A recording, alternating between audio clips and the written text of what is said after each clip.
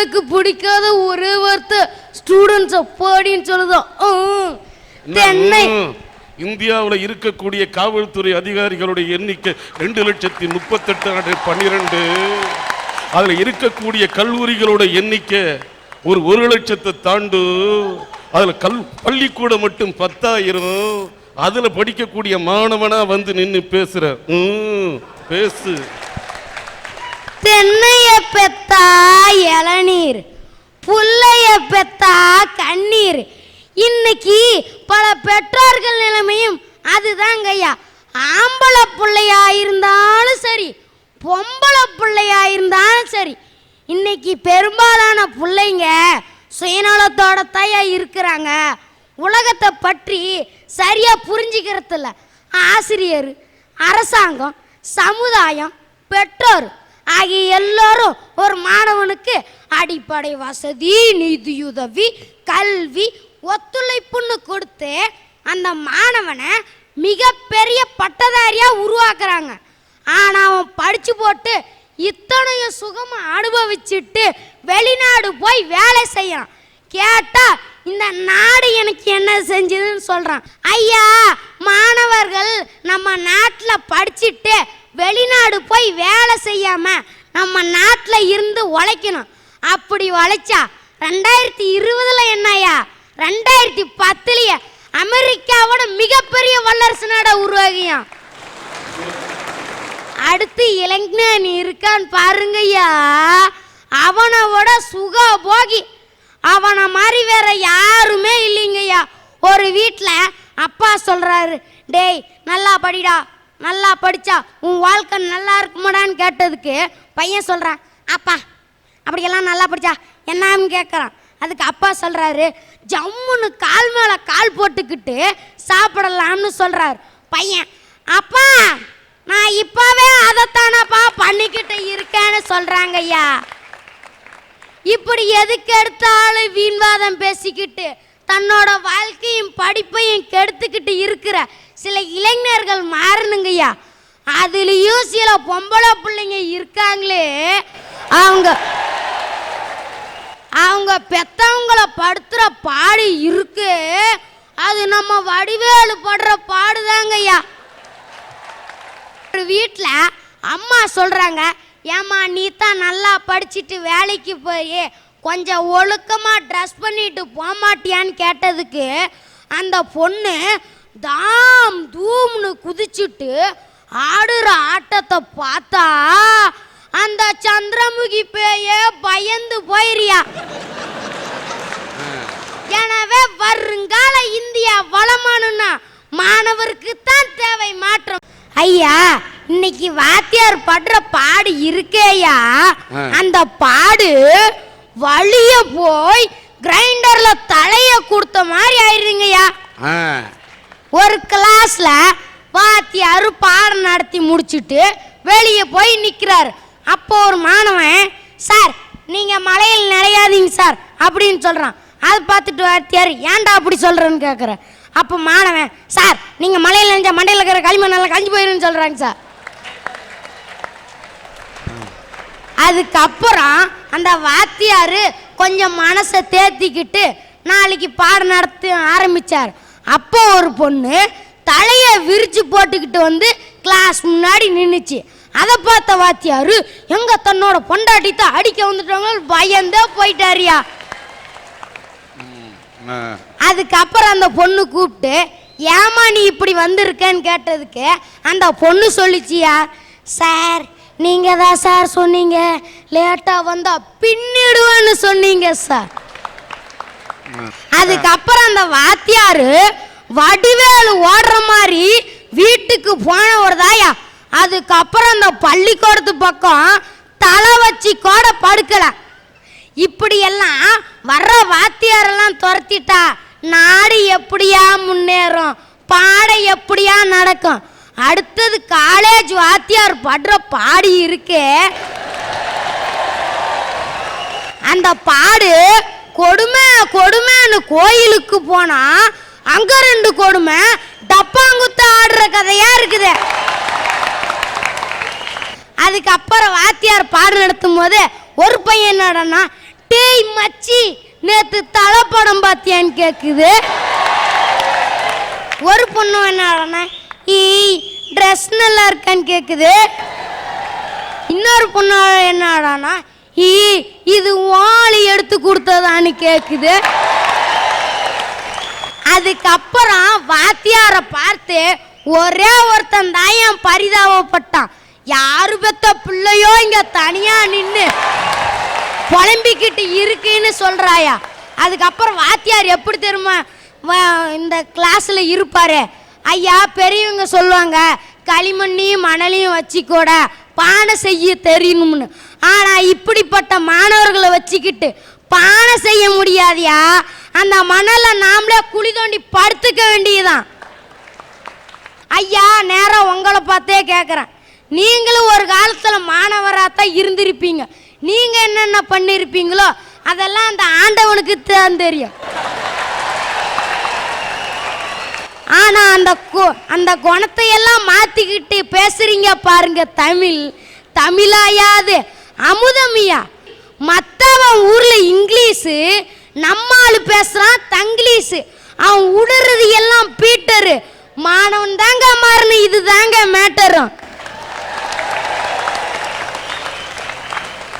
ஐயா ஆண்டவன் எல்லாத்துக்கும் வசதியும் வாய்ப்பையும் கொடுக்கறது இல்ல, அதை அவங்க பயன்படுத்திக்கணும். ஏன்னா எங்கள் வீட்டை எடுத்துக்கிட்டிங்கன்னா எங்கள் அப்பா அம்மா அரை கிளாஸ் கூட படிக்கல. ஆனால் அவங்க படுற கஷ்டத்தை எல்லாம் பார்த்தா என்னால் இந்த வயசில் கூட தாங்க முடியலையா. அவங்க படுற கஷ்டத்துக்கெல்லாம் என்னால் ஒரு நாள் விடிவு காலம் பிறக்கணும்னு தான் நான் ஆசைப்பட்றேன். எங்கள் ஸ்கூலில் என்னை ரொம்ப ஊக்கப்படுத்தி தரியும் கொடுத்து இங்கே வந்து என்னை பேச வச்சுருக்காங்க. எனக்குள்ளே இந்த ஒருத்தனை இந்த சமுதாயத்து முன்னாடி நின்று பேச வச்சுருக்காங்க. அவங்களுக்கெல்லாம் என்ன ஆசை தெரியுமாயா, நான் வருங்காலத்தில் மிகப்பெரியவனா உருவாகணும்னு தான் ஆசைப்படுறாங்க. அந்த நம்பிக்கை எனக்கு இருக்குதுங்கய்யா. அதே போல ஒவ்வொரு மாணவனும் ஒவ்வொரு ஸ்கூல்ல இருக்கிறவங்களும் இந்த நம்பிக்கையை மனசுல வச்சுக்கிட்டா வருங்கால இந்தியா வளமானதாக உருவாகுங்க. இந்த உன் பேர் பிரேம்குமார் இல்லையா, உன்னை பத்தி நல்லா வருவன்ற நம்பிக்கை உனக்கு இருக்கு. அப்படிங்கிறத விட நீ நல்லா வருவன்ற நம்பிக்கை எனக்கு இருக்கு. வாழ்க வளர்க. இந்த பிரேம்குமார் வந்து ரொம்ப நல்லா பேசினான், கலகலப்பா பேசினான். அவன் பேசினப்ப நல்லா சிரிக்க வச்சான்னு நினைச்சேன், கடைசியில் சிந்திக்க வச்சுட்டான். சிந்திக்க தான் வச்சான்னு பார்த்தேன், கண்ணீர் சிந்தவும் வச்சுட்டான். அவங்களோட குடும்ப பின்னணியை பற்றி விசாரித்தேன். அவங்க அப்பா சாதாரண கேஸ் சிலிண்டர் போட்டு தான் தன்னுடைய குடும்பத்தை நடத்திட்டு இருக்காரு. ஒரு கேஸ் சிலிண்டர் விற்பனை செய்யக்கூடிய அவங்க அப்பா இவனை கஷ்டப்பட்டு படிக்க வைக்கிறாரு. அந்த குடும்பத்தோட கஷ்ட நஷ்டம் அறிந்து இந்த பையன் படிக்கிறான். இவ்வளவு பேச்சு திறமை இருக்கக்கூடிய இவன் நன்றாக வர வேண்டும் என்பதற்காக நான் நல்லா படிக்கணும், எனக்கு ஏதாவது ஒரு உதவி வேணும்னு கேட்ட உடனே சன் டிவியினுடைய அரட்டை அரங்கம் இதற்காக முன்வந்து சேலம் மேற்கு பகுதியை சேர்ந்த ரோட்டரி கிளப்பை சேர்ந்தவர்களும் ராமலிங்க வள்ளலார் உயர்நிலைப் பள்ளியை சார்ந்தவர்களும் இந்த மாணவனுக்காக இவனுடைய படிப்பு செலவுக்காக இவனுடைய ஆர்வத்தை பார்த்துவிட்டு 10,000 ரூபாய் மாணவனுக்கு கொடுப்பதாக முடிவு செய்திருக்கிறார்கள். அதற்காக நால்வரையும் வேலைக்கு அழைக்கின்றேன். சுப்பிரமணியம், ஸ்ரீதர், ஓகே, கொடுங்க, உங்க கையால கொடுங்க.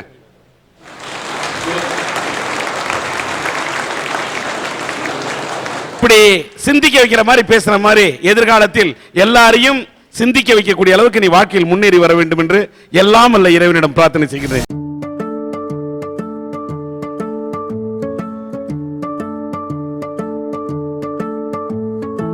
நான் வந்து ரோட்டோரமா போயிட்டு இருந்தேன். அப்போ ஆடுறாராமான்னு சத்தம். என்ன அதுன்னு திரும்பி பார்த்தா ஒரு குரங்காட்டி கையில குச்சை வச்சுக்கிட்டு ஆட்டிட்டு இருக்கிறான். அவன் எப்படி குச்சை ஆட்டுறானோ அதே மாதிரி அந்த குரங்கு ஆடுச்சு. எனக்கு ரொம்ப ஆச்சரியம், எப்படி குரங்கடா இப்படி எல்லாம் ஆடுதுன்னு. சரி இன்னும் கொஞ்சம் தூரம் போனா அங்க ஒரு பூம்பூ மாட்டுக்காரன் பூம்பூ மாடை வச்சுக்கிட்டு அவன் கையிலையும் ஒரு குச்சை வச்சுக்கிட்டு இந்த வீட்டுக்கார அரிசி போடுவாரா அப்படின்னு சொல்லி குச்சாட்டுறான். அதுவும் தலையாட்டுது. எனக்கு ரொம்ப ஆச்சரியம், குரங்கு செய்து மாடு செய்துன்னு டைமை பார்த்தா ஸ்கூலுக்கு போகிற டைமு. சரின்னு ஸ்கூலுக்கு போனால் வாத்தியார் குச்சை வச்சு ஆட்டிட்டு இருக்கிறாரு. சின்ன குழந்தைனா சாட்டை செய்ய தான் செய்யும், அப்போதான் அது சின்ன குழந்தை. அது இப்ப சேட்டை செய்யாம 70 வயசாயா சேட்டை செய்யும்?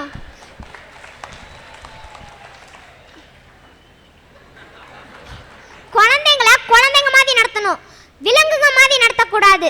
ஒரு தீபாவளிக்கு 2 நாளைக்கு முன்னாடி ஒரு வாத்தியார் சொல்றாரு மாணவங்கிட்ட, பட்டாசு வெடிக்கும் போது பார்த்து வெடிக்கணும் அப்படின்னு. தீபாவளி முடிஞ்சு அந்த மாணவன் வரான், அவன் கண்ணில் அடிபட்டிருக்கு. என்னடா தம்பியும் கண்ணில் அடின்னு கேட்டா அவன் சொல்றான், நீங்க தானே சார் பட்டாசு வெடிக்கும் போது பார்த்து வெடின்னு சொன்னீங்க, பார்த்து வெடிச்சேன் கண்ணில் வெடிச்சிருச்சு. கரெக்ட் தானே? வாத்தியார் சொல்லும் போது ஜாக்கிரதையா வெடிக்கணும்பா அப்படின்னு சொல்லியிருக்கலாம் இல்லையா? அதுக்கு அவர் அப்படி பார்த்து வெடினது பார்த்து கண்ணில் வெடிச்சிருச்சு. 2 பசங்க கிளாஸ்க்குள்ள நின்று நீதாண்டா முட்டாளு நீதாண்டா முட்டாளு நீதாண்டா முட்டாளு சண்டை போட்டுக்கிறாங்க. வாத்தியார் கோவமா வராரு, என்னடா நான் இங்க இருக்கல அத மறந்துட்டீங்களான்னு கேக்குறாரு. இந்த மாதிரி ஆசிரியருக்கு தாயா மாற்றம் தேவைன்னு நான் சொல்றேன். வருங்கால இந்தியாவை வளமானதாக்கணும்னா வழி காட்டும் சமூகத்துக்கு தான் சார் மாற்றம் தேவை. திருவள்ளுவர் என்ன சார் சொல்லல திருக்குறள்ல? ஒரு மன்னன் எப்படி இருக்கணும், ஒரு நாடு எப்படி இருக்கணும், ஒரு தந்தை எப்படி இருக்கணும், ஒரு தாய் எப்படி இருக்கணும், ஒரு மகன் எப்படி இருக்கணும்னு எல்லாத்தையுமே சொல்லியிருக்காரு. கற்க கசடர கற்பவை கற்றபின் நிற்க அதற்கு தகந்தான் அவர் சொன்னாரு. கற்க கசடரன் என்னமோ எல்லாம் நல்லா தான் படிச்சுட்டு இருக்கோம். ஒவ்வொரு வருஷமும் ஸ்டேட் ஃபர்ஸ்ட் வாங்குற ஸ்டூடெண்ட் சொல்றது என்ன? எம்பிபிஎஸ் படிச்சு டாக்டர் ஆகி ஏழை மக்களுக்கு சேவை செய்வாங்களாம். இதே அரசாங்கம் ஒரு வருஷம் எக்ஸ்ட்ராக்கி கட்டாயம் எல்லாரும் கிராமத்துல பொதுமக்களுக்கு சேவை செய்யணும்னு சொன்னா ரோட்ல உட்காந்து போராட்டம் பண்றாங்க சார். இந்த மாதிரி இருக்கிற சமுதாயத்துல மாற்றம் வேண்டும். அப்பதான் வளமான இந்தியாவை உருவாக்க முடியும். அன்னைக்கு ஒரு ஞானி தவம் செஞ்சுட்டு இருந்தாராம். திடீர்னு கடவுள் வந்துட்டாரு. வந்து கேட்டாராம், இப்போ உனக்கு என்னப்பா வர வேணும்னாராம். அவரு சொன்னார் பாருங்க, என்னோட மாணவ பருவம் எனக்கு திரும்ப வேணும்னு கேட்டாராம். கடவுள் சிரிச்சுட்டே சொன்னாராம், நான் உன்னை வரந்தான் கேட்க சொன்னேன், நீ அந்த சொர்க்கத்தையே கேட்டியப்பா அப்படின்னாராம். அந்த மாதிரி சொர்க்கம் மாதிரி பருவம் தான் சார் இந்த மாணவ பருவம். இன்னைக்கு எங்களுடைய அந்த சொர்க்கம் போன்ற அந்த மாணவர் பருவத்தை ஒரு சில ஆசிரியர்கள் நரகமாக்கிட்டு இருக்காங்க. அதை புரிஞ்சுக்கணுங்க ஐயா.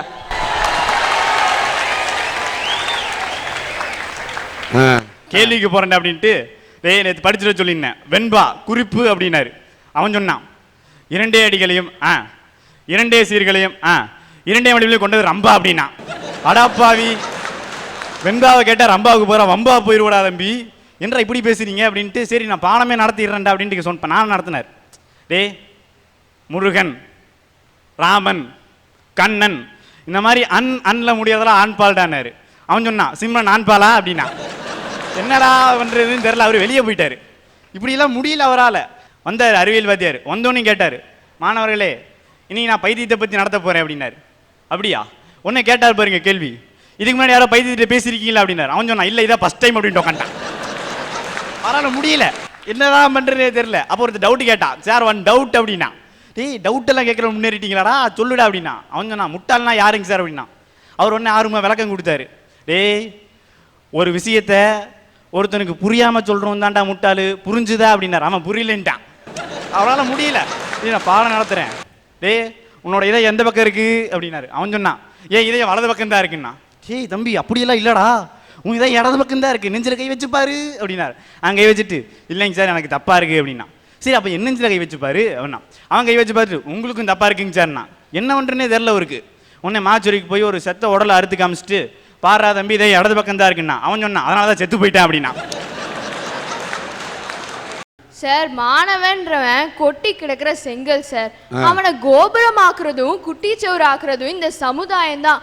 மாணவர் ரொம்ப நல்லவன் சார், அவனை கெட்டு போக செய்யறதே இந்த வழிகாட்டுற சமூகம் தான் சார். மாணவன் நல்லவன், இன்னொரு பக்கம் வல்லவன். அன்னைக்கு எப்படிதான் ஒரு தவளை வச்சு பாடம் நடத்திட்டு இருந்தார் அறிவியல் வாத்தியார். சொன்னார், ஒரு காலை வெட்டிட்டு ஜம்ப் அப்படின்னாரு, குதிச்சிச்சு. 2வது காலை வெட்டிட்டு ஜம்ப் அப்படின்னாரு, குதிச்சிச்சு. 3வது காலை வெட்டிட்டு ஜம்ப்னாரு, குதிச்சிச்சு. 4வது காலை வெட்டி ஜம்ப்னாரு, குதிக்கல. அவர் எதிர்பார்த்தாரு, சரி தவளை ஜம்ப் பண்ணா ஒரு காலா பேலன்ஸ் வேணும் அப்படின்ட்டு மாணவர்கள்ட்ட கேள்வி கேட்டார்.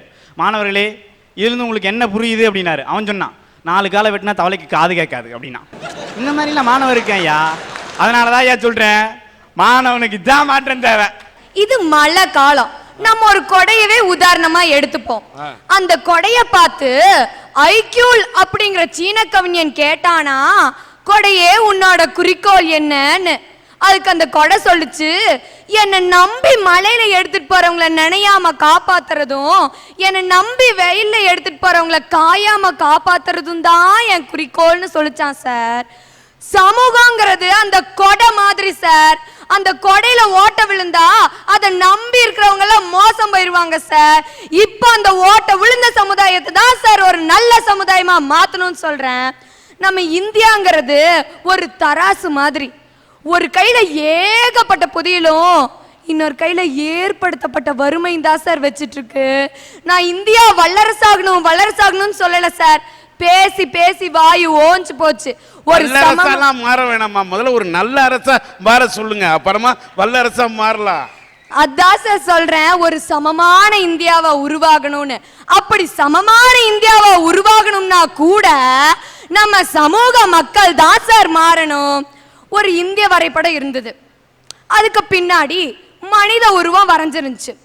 என் தம்பிக்கு சோசியல் சப்ஜெக்டே பிடிக்காது, சும்மா தாறு மர கிழிச்சு போட்டுட்டான். அப்புறம் என்ன பண்ணனா, அதை ஒட்ட வைக்கணும்னு முயற்சி செஞ்சான். அப்ப அது அந்த பாகம் எந்தெந்த இடத்துல வரணும்னு தெரியல. அப்ப பின்னாடி இருந்த அந்த மனித படத்தை ஒட்ட வைக்கலான்னு கண்ணு வர இடத்துல கண்ணு, மூக்கு வர இடத்துல மூக்கு, வாய் வர இடத்துல வாயின் செலோடேப் எல்லாம் ஒட்ட வச்சுட்டு திருப்பி பார்த்தா நம்ம தேசம் அப்படியே கிடைச்சிருச்சு சார், அப்படியே கிடைச்சிருச்சு. ஐயா, அந்த அக்கா சொன்னாங்க அவங்க தம்பிக்கு சோஷியல் சப்ஜெக்ட பிடிக்காதுன்னு. அவங்க தம்பிக்கு சோஷியல் சப்ஜெக்ட பிடிக்கலையா, சோஷியல் சப்ஜெக்ட் எடுக்கிற மிஸ்ஸ பிடிக்கல. அவங்கள கிழிக்க முடியாம புக்கே கிழிச்சிட்டான். நல்லா பேசுறேன் சார். அரசாங்கம் மாறணும் சொல்றாங்களே, அரசாங்கம் வாழ்க்கை தரத்தை வேணா உயர்த்த முடியும், ஆனா தரமான வாழ்க்கையை தர முடியாது சார். அப்படி தரமான வாழ்க்கை வேணும்னா சமூகத்துல அங்கத்தினரான ஒவ்வொரு மனிதனும் மாறணும் சார். அப்பதான் சார் வருங்கால இந்தியா வளமான இந்தியாவா மாற முடியும்.